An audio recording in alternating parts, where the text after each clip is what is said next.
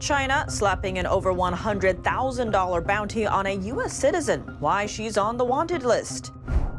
A New Year's resolution from the Treasury Secretary repairing the U.S. China relationship. We aim to make our communication resilient. Collaboration with China on climate issues also high on the list, while former President Trump says he would renege on a $3 billion pledge for the Green Climate Fund if elected. The FDA scoring a major bust, seizing over $18 million worth of illegal e-cigarettes, all from China. And Beijing wrapping up a big conference, setting the tone for economic policy in the coming year. A look at the biggest takeaways.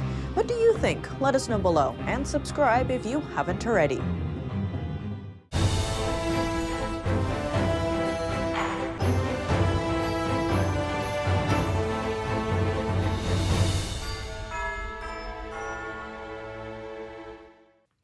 Welcome to China in Focus. I'm Tiffany Meyer. A 23-year-old U.S. citizen now on Beijing's wanted list. Hong Kong authorities are slapping an over $100,000 bounty on the head of Joey Suyu and 4 other activists. What's behind the arrest warrants? Here's more.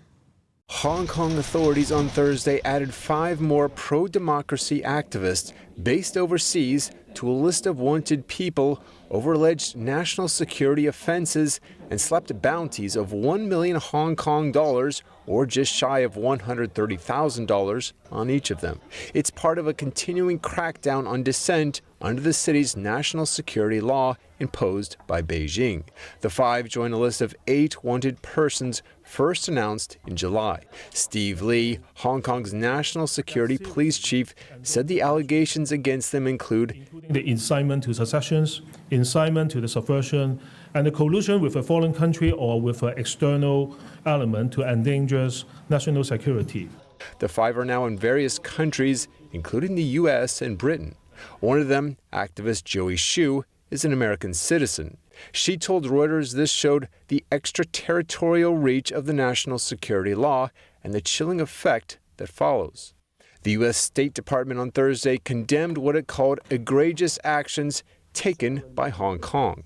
We deplore any attempt to apply the Beijing-imposed national security law extraterritorially and reiterate that Hong Kong authorities have no jurisdiction within United States borders, where the advocates for democracy and freedom will continue to enjoy their constitutionally guaranteed freedoms and rights. I decided not to go back to Hong Kong. Earlier this month, another prominent activist, Agnes Chow, announced that she had traveled to Canada and would jump bail over a national security offense.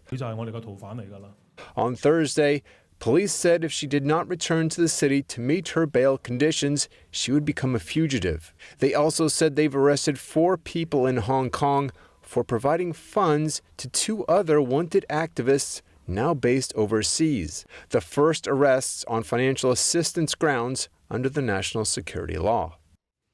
Joey Xu was born in South Carolina and moved to Hong Kong when she was 7. She played a vital role in Hong Kong's pro-democracy movement in 2019 and fled the city a year later. Xu has been an active advocate for human rights in Hong Kong and Tibet.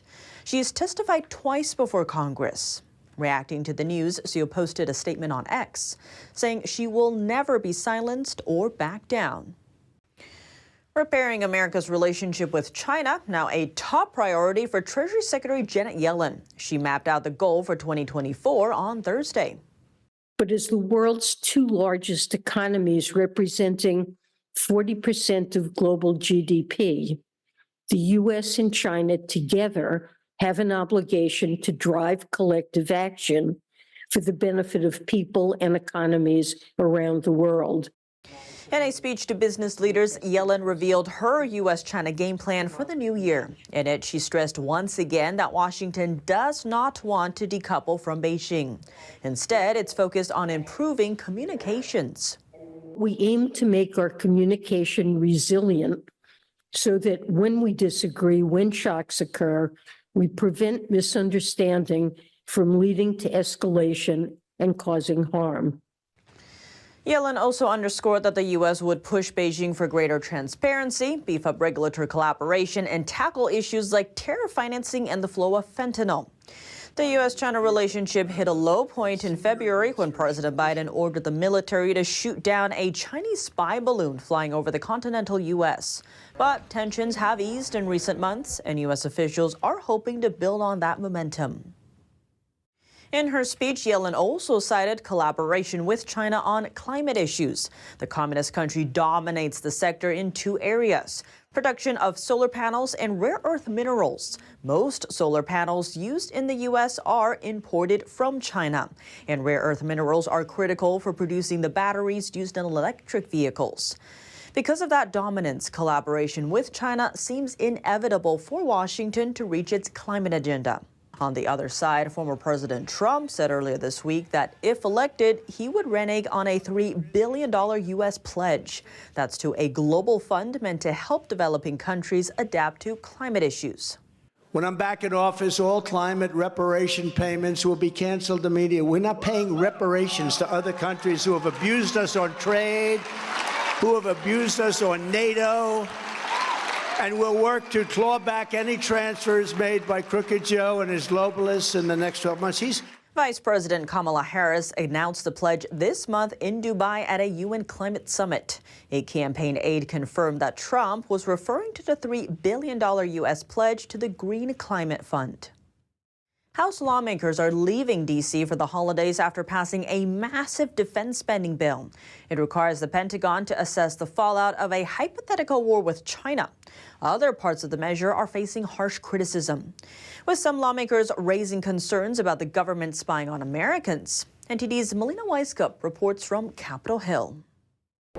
On a vote of 310 to 118, with 73 Republicans and 45 Democrats opposed, the House has passed its national defense bill. This year's budget, a total of $886 billion, a $28 billion increase from last year, including a 5% increase in pay for service members. And while many lawmakers can stand behind this change, there are other pieces of the bill that some are not so happy about, such as the temporary extension of a surveillance law that some warn is abused. FISA, we know, has been spying on the American people. They've been spying on you guys with the microphones in your hands right now.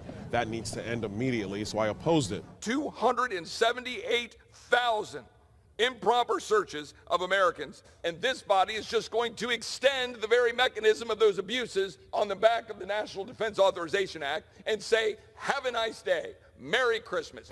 The bill also allows the Pentagon to use tax dollars to pay for service members traveling for abortions, and some notable wording on China provisions. It requires the Pentagon to assess the consequences of a hypothetical war with China in 2030 and to outline possible avenues for attack. We need to plan for all contingencies, and China is exhibiting an aggressiveness under Xi that we haven't seen before. But also an effort to try and go after the U.S. dollar to eliminate it as a global currency by drawing in a lack of confidence into the currency for developing nations. So all of our Indo-Pacific countries are now working collectively to make sure that we keep China at bay, and we are prepared if China steps over that line. The NDAA has already passed the Senate, so its next stop is off to the White House for the president's signature before becoming law. Reporting from Capitol Hill, Melina Weiskup, NTD News. The Food and Drug Administration has confiscated more than $18 million worth of unauthorized e-cigarettes. The seizure was part of a joint operation with the Customs and Border Protection and was conducted at a cargo examination site at LAX. According to the FDA, all of the 1.4 million confiscated units originated from China. They included commonly used brands like Elf Bar and Funky Republic. The FDA says the items were intentionally mislabeled as toys or shoes and were also listed with incorrect values. The agency says the seized products will be destroyed. China makes over 90% of the world's vaping devices, and a Chinese brand has become the driving force behind some popular vaping products that are flooding the U.S. market. E-cigarette makers Elf Bar, EB Design, and Lost Mary have become best sellers in the U.S., and their products all comes from one Chinese company called Heaven Gifts. A gloomy projection for China's economy in the coming year, straight from the World Bank. Beijing authorities are taking steps to rejuvenate the struggling economy, but are they working? Let's dive in.